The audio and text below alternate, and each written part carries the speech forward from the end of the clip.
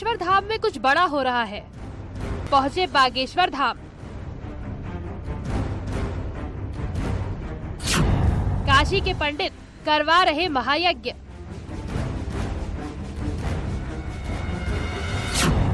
बागेश्वर धाम में 5 दिनों तक मां अन्नपूर्णा की पूजा।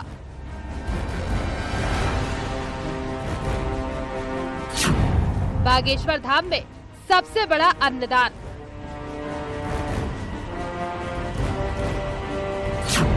धीरेन्द्र शास्त्री कर रहे हैं मंत्रोच्चारण।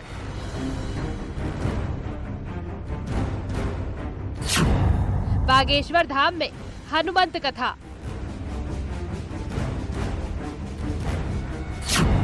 बागेश्वर धाम में रास लीला और भजन। बागेश्वर धाम में बाबा बागेश्वर की महाशिव साधना।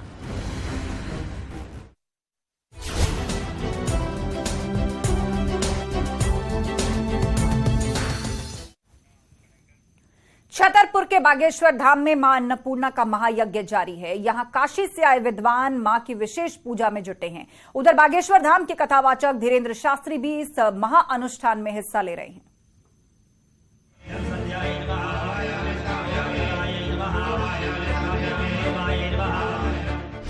ये तस्वीरें हैं बागेश्वर धाम छतरपुर की, जहां हो रहा है मां अन्नपूर्णा का महायज्ञ।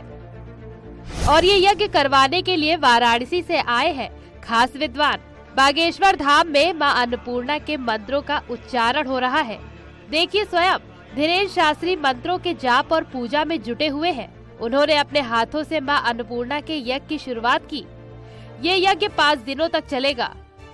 5 दिनों तक काशी से आए विद्वान मां अन्नपूर्णा के महामंत्रों का जाप करेंगे और इन 5 दिनों तक बागेश्वर धाम में सबसे बड़े अन्नदान का अनुष्ठान होगा। यहाँ आने वाले हर भक्त को भोजन कराया जाएगा, जरूरतमंदों को भोजन दिया जाएगा। शिवरात्रि तक चलने वाले इस महायज्ञ में शामिल होने वालों का तांता लग गया है। दूर दूर से भक्त बाबा के धाम में आ रहे हैं। बागेश्वर धाम में 9 कुंडिया महायज्ञ हो रहा है। विद्वानों के साथ यहाँ आने वाले भक्त भी इसमें आहुति दे रहे हैं। यहाँ बागेश्वर धाम में 5 दिवसीय अन्नपूर्णा महायज्ञ चल रहा है। यहाँ पर बनारस से आए हुए सभी विद्वान जन इस महायज्ञ को पूर्ण कर रहे हैं। पूज्य महाराज श्री ने जन कल्याण के लिए, विश्व कल्याण के लिए एवं सनातन के लिए अन्नपूर्णा महायज्ञ रखा है। एवं 18 फरवरी को महाशिवरात्रि के पावन पर्व पर 121 कन्याओं का विवाह भी संपन्न हो रहा है। धीरेन्द्र शास्त्री हनुमान जी के बड़े भक्त हैं। हनुमान जी शिव जी के ही अवतार माने जाते हैं। लिहाजा शिवरात्रि से पहले बागेश्वर धाम में ये महा अनुष्ठान किया जा रहा है। पूरा बागेश्वर धाम परिसर पुरोहितों के मंत्रों से गूंज उठा है। दूर दूर से आए भक्तों को देश के महान संतों से प्रवचन सुनने का अवसर भी मिल रहा है। अनुष्ठान के पहले दिन यहाँ धीरेन्द्र शास्त्री ने दरबार लगाया। मानो आने वाला हर भक्त उनका आशीर्वाद लेना चाहता है।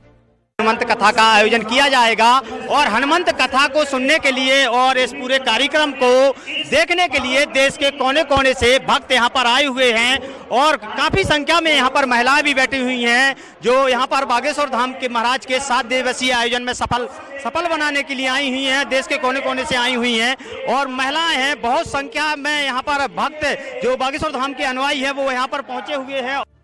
18 फरवरी को महाशिवरात्रि के पर्व पर बागेश्वर धाम में 121 गरीब कन्याओं का सामूहिक विवाह कराया जाएगा। इस सामूहिक विवाह में 121 वर वधू के जोड़े एक साथ 7 फेरे लेंगे। बागेश्वर धाम सरकार पीठीधीश्वर पंडित धीरेन्द्र कृष्ण शास्त्री की ओर से कन्याओं के विवाह के पूर्व वर और वधू पक्ष को वैवाहिक वस्त्र उपलब्ध कराए गए हैं, जिसमें दूल्हे को शेरवानी और दुल्हन को लहंगे दिए गए हैं। 121 गरीब कन्या अपनी शादी को लेकर काफी खुश है, तो वहीं इस शादी को लेकर पंडित धीरेन्द्र शास्त्री ने एक पिता की तरह उनके लिए सारी व्यवस्थाएं की है और काफी सारा दान दहेज भी महाराज की तरफ से दिया जा रहा है। इन 121 चयनित जोड़ों को काफी जांच पड़ताल के बाद चयन किया गया है। लगभग 500 आवेदनों में से 121 वधुओं के चयन के लिए उन कन्याओं को प्राथमिकता दी गई, जिनके या तो माता या पिता दोनों ही नहीं है, या फिर माता या पिता में से कोई एक नहीं है। उन्हें पहली प्राथमिकता दी गई है। बागेश्वर धाम में महाशिवरात्रि को लेकर तैयारियां जोरों पर हैं और 7 दिनों तक चलने वाले इस महाअनुष्ठान में हजारों लोगों के शामिल होने की उम्मीद की जा रही है। बागेश्वर धाम में 7 दिवसीय महायज्ञ का आगाज आज से शुरू हो गया है।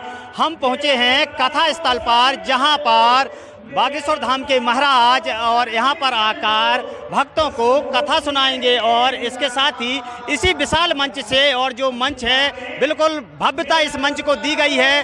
भक्त भी यहां पर दूर दूर से आए हुए हैं जो यहां पर हनुमंत कथा सुनेंगे। राजन दास जी महाराज यहां पर हनुमंत कथा भक्तों को सुनाएंगे। पूरी तरह से जो बागेश्वर धाम का माहौल है, जो पूरा मंच है, जो विशाल पंडाल है, पूरा धर्ममय हो गया है। नरेंद्र सिंह परमार, न्यूज़ 18, बागेश्वर धाम, छतरपुर।